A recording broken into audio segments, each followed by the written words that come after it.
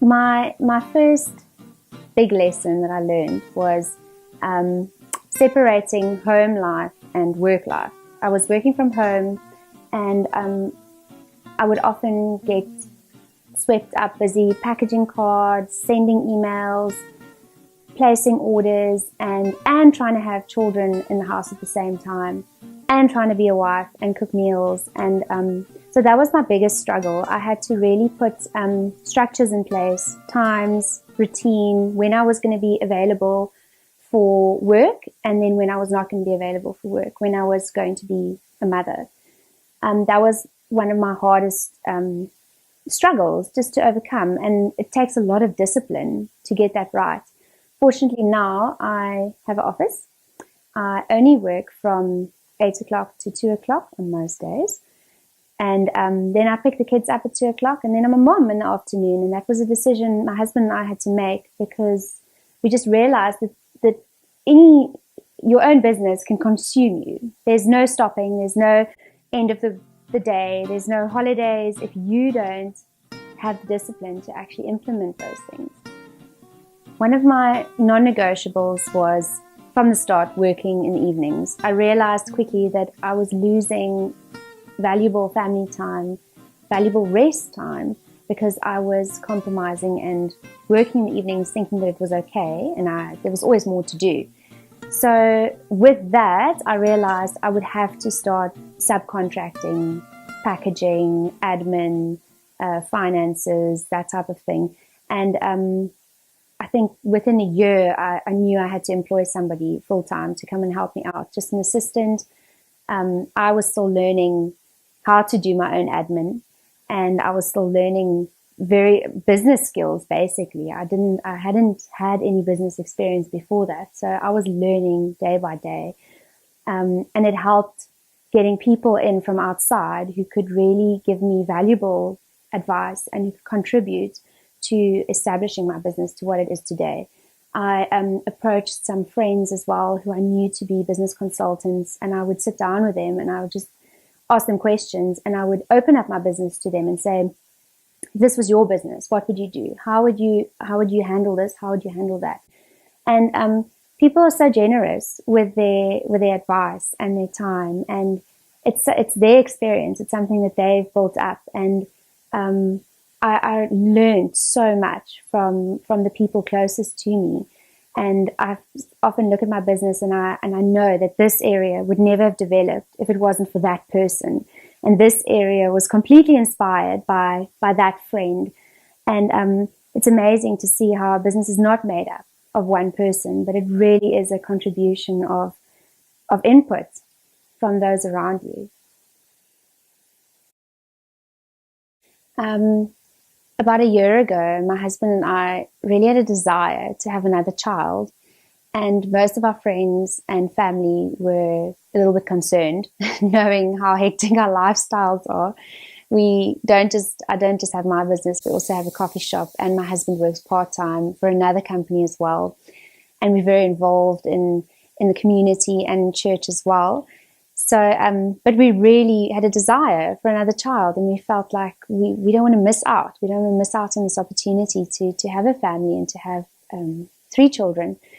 So, but we had to be practical about it. So we had to literally go sit down and say, okay, how are we going to accommodate another baby? How am I going to work less and be available to be a mom maybe for the first couple of months?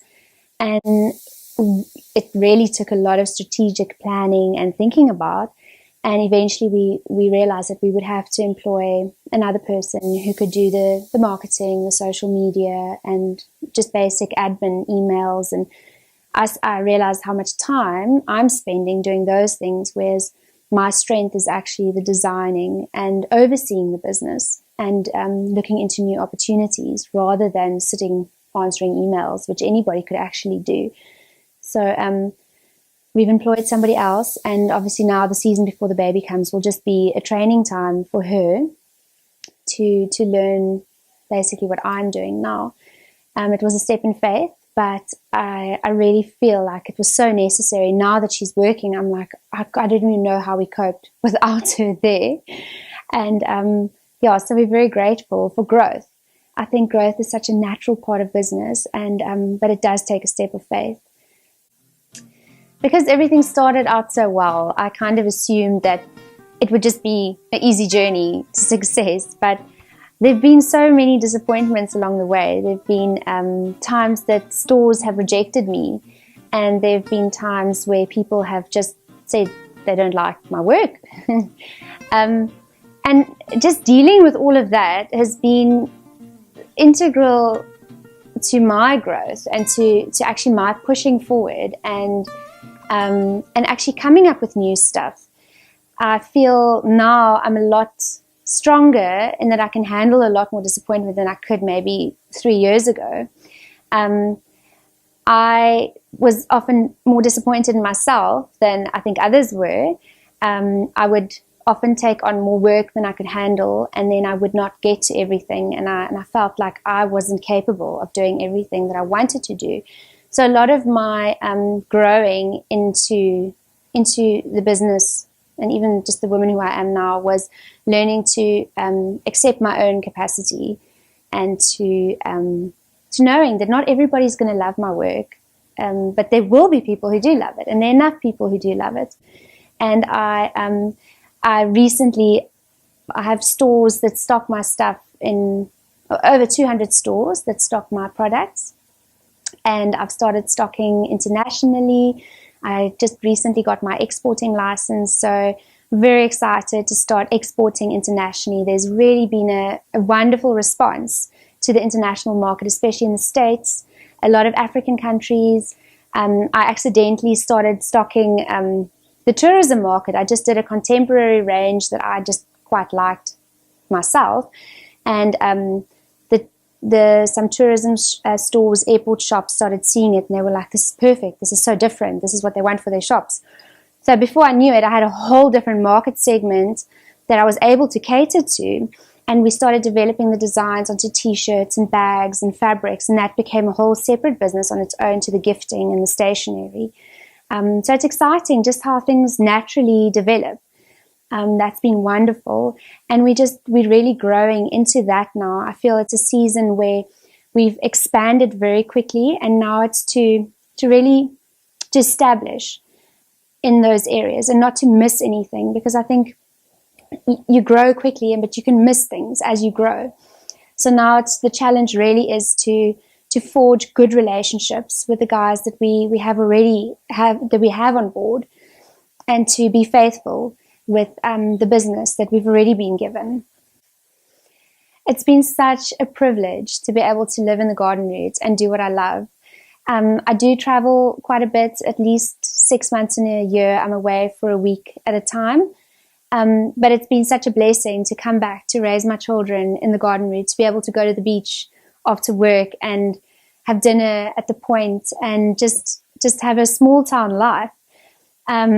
Often people say, but you can't work in a small town. And I disagree. I think there's so much to do. It just takes a bit of creativity. It takes a bit of thinking out of the box. And because we do wholesale, we can easily work from anywhere. We send out all our products, we courier daily, and with technology, you can literally be in any place and you can have a job. So it's been wonderful for us to be able to do that. I'm so excited about the new product range. I'm finally doing my 4th diary. It's been my 4th year doing diaries and planners and organizing tools. And this year, I've just decided to just go completely different. And I'm very excited for the response. I love planning, and I hope others will too. And I just know how much planning contributes to a healthy, balanced, and effective life. We've changed the diary. It went from being a daily diary, and now it is actually a all-year diary. So for those of us who start planning in the beginning of the year, it will still work. But then some of us who only start deciding to buy a diary in March or June or August, it's okay. It's never too late to start planning your year. And I'm excited about that, seeing the response to that, and giving people the opportunity to get into it. It's never too late to get planned and organized. I just want to encourage all the entrepreneurs. We need people who can start their own businesses, who can start making something. The jobs are few, but that is only an opportunity to start your own business.